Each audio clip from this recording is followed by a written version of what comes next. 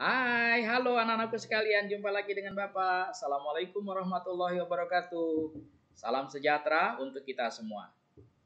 Baik, jumpa lagi dengan Bapak di pagi hari ini. Teriring doa dari Bapak untuk anak-anakku sekalian yang berbahagia.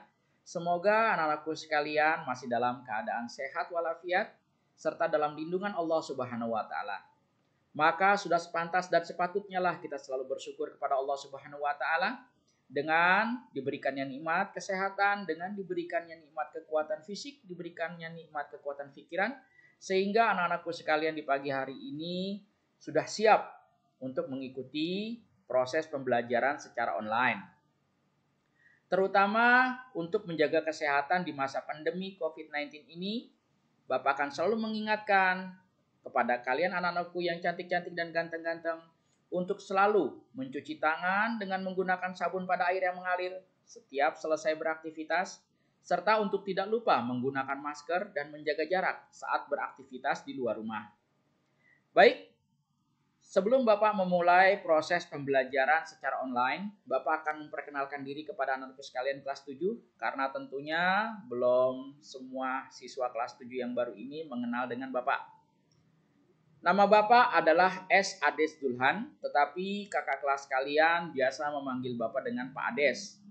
Di kelas 7 kalian, Bapak akan mengajar pelajaran IPA.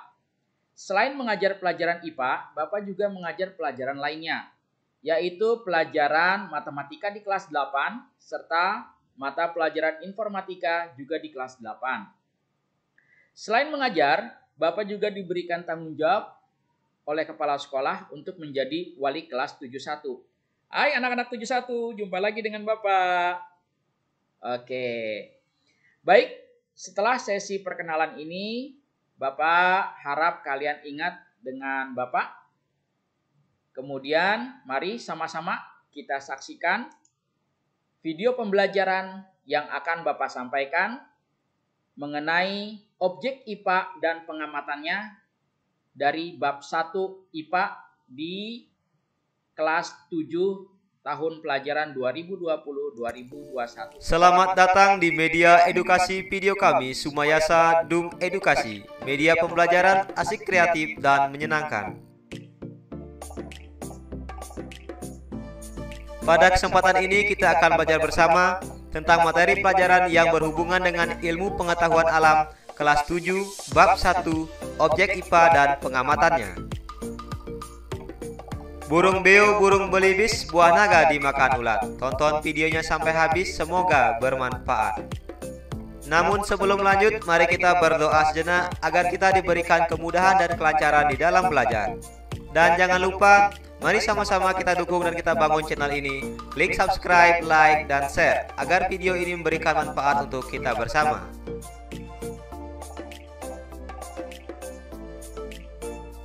Objek IPA dan pengamatannya. Bab 1.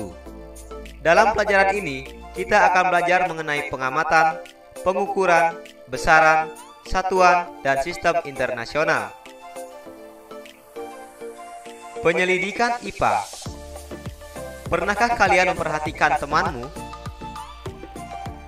Misalnya, mengamati tinggi badan, warna kulit, hidung mancung, mata sipit, dan berapakah massa tubuhnya. Semua kegiatan ini disebut dengan penyelidikan ilmiah IPA. Penyelidikan ilmiah IPA melibatkan sejumlah proses yang harus dikuasai, antara lain sebagai berikut. Yang pertama, proses pengamatan, yaitu proses menggunakan panca indera, termasuk melakukan pengukuran dengan alat ukur yang sesuai. Pengamatan dilakukan untuk mengumpulkan data dan informasi. Yang ketiga, proses membuat inferensi, yaitu merumuskan penjelasan berdasarkan pengamatan. Penjelasan ini digunakan untuk menemukan pola-pola atau hubungan antar aspek yang diamati dan membuat perkiraan. Proses yang ketiga yaitu mengkomunikasikan. Mengkomunikasikan hasil penyelidikan, baik lisan maupun tulisan. Hal yang dikomunikasikan termasuk data yang disajikan dalam bentuk tabel, grafik, bagan, dan gambar yang relevan. Manfaat belajar IPA. Dengan mempelajari ilmu pengetahuan alam akan memberikan beberapa manfaat kepada kita. Yang pertama, untuk meningkatkan kualitas hidup. Misalnya, apakah bunga yang ditanam akan tumbuh? Yang kedua, untuk memahami berbagai hal sekitar kita. Misalnya, mengapa bisa terjadi siang dan malam? Yang ketiga, untuk menyelesaikan suatu masalah. Misalnya, bagaimana cara mendapatkan air bersih dari air yang keruh? Dan yang keempat, berpikir logis dan sistematis. Misalnya, jika data warnanya seperti ini, apa kesimpulannya? Nah, ini adalah beberapa manfaat yang kita peroleh dari belajar IPA. Objek yang dipelajari dalam IPA. Seluruh benda di alam dengan segala interaksinya untuk dipelajari pola-pola keteraturannya. Yang pertama, objek yang berukuran kecil atau renik. Yang kedua, objek yang berukuran besar. Nah, secara garis besar, objek yang dipelajari dalam IPA dapat dibedakan menjadi dua, yaitu objek yang berukuran kecil dan objek yang berukuran besar. Objek yang berukuran kecil misalnya bakteri, virus, dan partikel atom. Sedangkan objek yang berukuran besar misalnya lautan, bumi atau matahari, dan jagat raya. Pengertian pengukuran.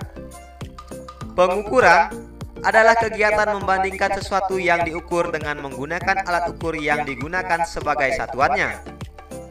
Besaran adalah hasil pengukuran yang dinyatakan dengan angka.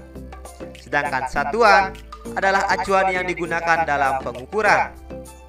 Misalnya, kita mengukur panjang meja 1,5 meter.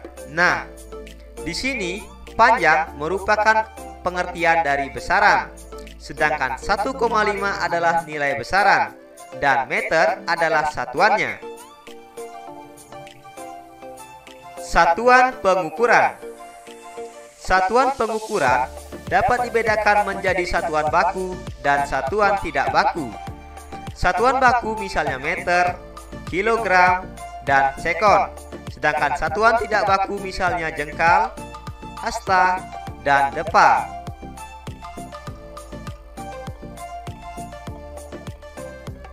Besaran pokok dan satuan SI.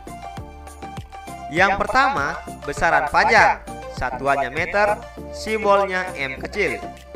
Yang kedua, besaran massa, satuannya kilogram, simbol KG. Yang ketiga, besaran waktu, satuannya sekon, simbol S. Yang keempat, besaran suhu, satuan Kelvin, simbol K.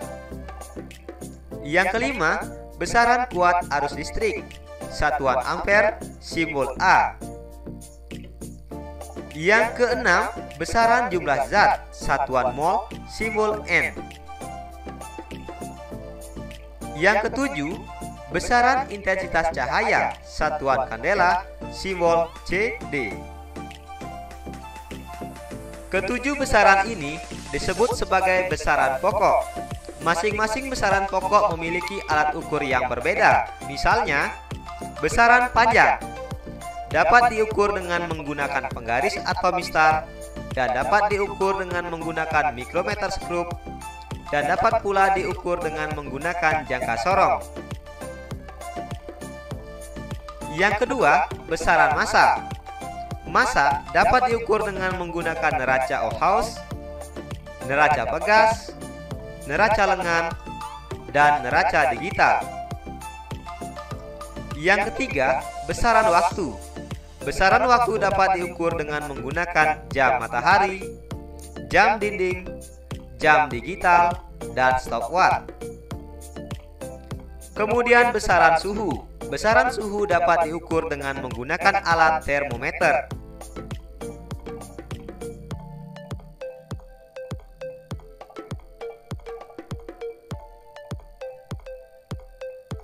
Selanjutnya, kita akan belajar besaran turunan. Berikut ini adalah contoh dari besaran turunan luas. Untuk benda yang berbentuk persegi, luas benda dapat ditentukan dengan mengalihkan hasil pengukuran panjang dengan lebarnya. Besaran luas, jika panjang dan lebarnya diukur dalam satuan meter, maka luas yang diperoleh satuannya adalah meter kuadrat. Nah, luas merupakan contoh dari besaran turunan. Berikutnya contoh besaran turunan yang kedua, yaitu volume. Misalnya, kamu mempunyai dua wadah, yakni wadah yang besar dan wadah yang kecil. Jika dipergunakan untuk menampung air, wadah yang besar pasti dapat menampung air lebih banyak. Hal tersebut terkait dengan besarnya ruangan yang terisi oleh materi, biasanya disebut volume. Jika volume suatu benda lebih besar, maka benda itu dapat menampung materi lebih banyak dibandingkan benda lain yang volumenya lebih kecil. Volume merupakan besaran turunan yang berasal dari besaran pokok panjang. Volume benda padat yang bentuknya teratur, contohnya balok, dapat ditentukan dengan mengukur terlebih dahulu panjang, lebar, dan tingginya, kemudian mengalihkannya panjang dikali lebar dan dikali tinggi. Jika panjang, lebar, dan tingginya diukur dalam satuan meter, maka volume yang diperoleh satuannya adalah meter kubik atau meter pangkat 3. Sedangkan, bagaimana cara menentukan volume suatu zat cair? Oleh karena itu, jika zat cair dituangkan ke dalam gelas ukur seperti ditunjukkan pada gambar, volume zat cair dapat dibaca pada skala sesuai ketinggian permukaan zat cair di dalam gelas ukur tersebut. Dalam kehidupan sehari-hari, volume zat cair biasanya dinyatakan dalam satuan mililiter atau liter. Selanjutnya contoh besaran turunan yang ketiga, yaitu konsentrasi larutan. Misalnya, kamu membuat larutan gula dengan memasukkan gula ke dalam air. Kemudian kamu cicipi, jika kurang manis kamu dapat menambahkan gula lagi. Makin banyak gula yang ditambahkan, makin manis rasa larutan itu. Maka rasa manis yang bersifat kualitatif hasil indera pengecap. Salah satu besaran yang dapat digunakan adalah konsentrasi larutan. Ada banyak cara untuk merumuskan konsentrasi larutan. Pada contoh larutan tersebut, konsentrasi dapat dirumuskan sebagai massa gula atau zat terlarut dibagi volume zat pelarut. Besaran turunan yang berikutnya yaitu laju pertumbuhan. Besaran panjang dan waktu dapat digunakan untuk menentukan pertumbuhan tanaman. Misalkan, kamu menanam jagung. Pada pengukuran awal diperoleh tinggi tanaman 20 cm dan dalam waktu 10 hari tingginya menjadi 60 cm. Kamu dapat menentukan laju pertumbuhan jagung tersebut dengan perhitungan sebagai berikut. Laju pertumbuhan dirumuskan dengan pertumbuhan tinggi dibagi selang waktu. Nah, pertumbuhan tinggi di sini yaitu 60 cm dikurang 20 cm dibagi selang waktunya 10 hari sehingga diperoleh 4 cm per hari. Jadi, laju pertumbuhannya yaitu 4 cm per hari. Contoh besaran turunan berikutnya yaitu kecepatan. Kecepatan diturunkan dari besaran panjang dan waktu, yaitu panjang atau jarak dibagi waktu. Kecepatan adalah besaran vektor yang menunjukkan seberapa cepat benda berpindah. Besar dari vektor ini disebut dengan kelajuan dan dinyatakan dalam satuan meter per sekon atau m/s. Misalkan, seorang pelari menempuh jarak 60 meter dalam waktu 12 detik. Tentukanlah kecepatan pelari tersebut. Kecepatan dirumuskan dengan jarak dibagi waktu, di mana jarak 60 meter dibagi waktu 12 detik sehingga diperoleh 5 meter per detik atau 5 meter per sekon.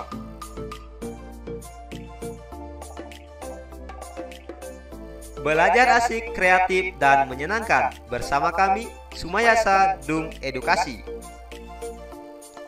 Sekarang mari kita merangkum.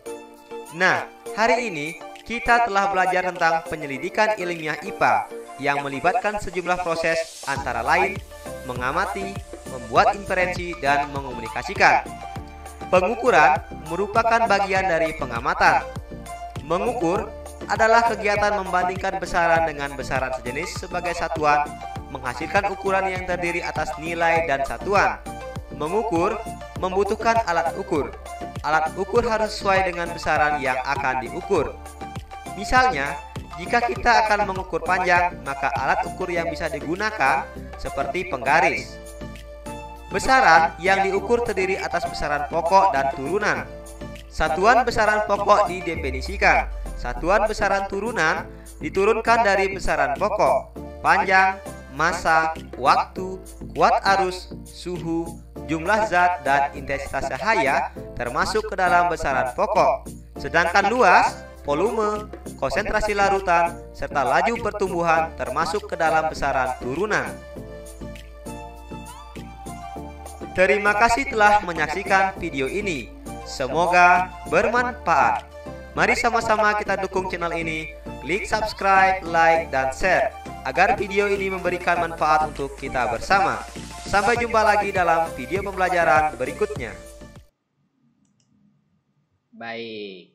Terima kasih anak-anakku sekalian. Kalian sudah menyaksikan video pembelajaran dari materi bab ke-1 tentang objek IPA dan pengamatannya. Setelah kalian menyaksikan video pembelajaran ini, silakan kalian mengerjakan soal-soal latihan yang akan Bapak berikan pada link Google Form berikut ini. Terima kasih kalian sudah menyaksikan video pembelajaran ini. Semoga kalian selalu dalam kondisi sehat. Sampai jumpa lagi. Assalamualaikum warahmatullahi wabarakatuh.